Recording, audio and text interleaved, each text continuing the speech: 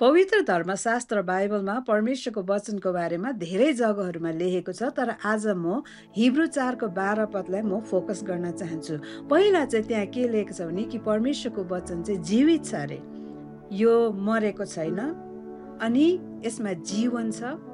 दोस्रो चाहिँ परमेश्वरको वचन चाहिँ क्रियाशील छ, यसले काम गर्छ।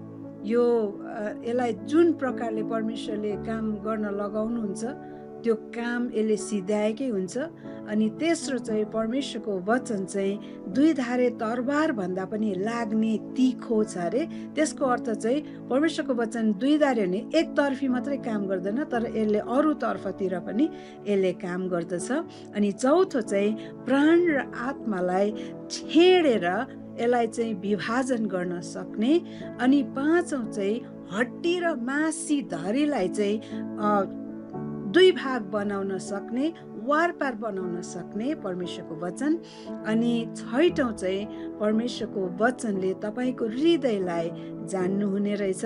अनि सातौं चाहिँ सबैभन्दा असल कि परमेश्वरको वचनले तपाईँको हृदयको नियतिलाई पनि जान्नुहुन्छ। परमेश्वरले तपाईँलाई धेरै प्रेम गर्नुहुन्छ, त्यसै कारणले त उहाँले उहाँको पुत्र प्रभु येशू ख्रीष्टलाई तपाईँको लागि क्रुसमा नाङ्गै, काँडाको मुकुट, कोर्रा खुवाई, हात र खुट्टामा काँटी ठोकाई अनि क्रिमिनलको जस्तो उहाँ डेथ तपाईँको लागि मर्नुभयो। अनि त्योभन्दा बढी प्रेम चाहिँ हामीले यो संसारमा पाउँदैनौँ। थप जानकारीको लागि like and subscribe and follow for more.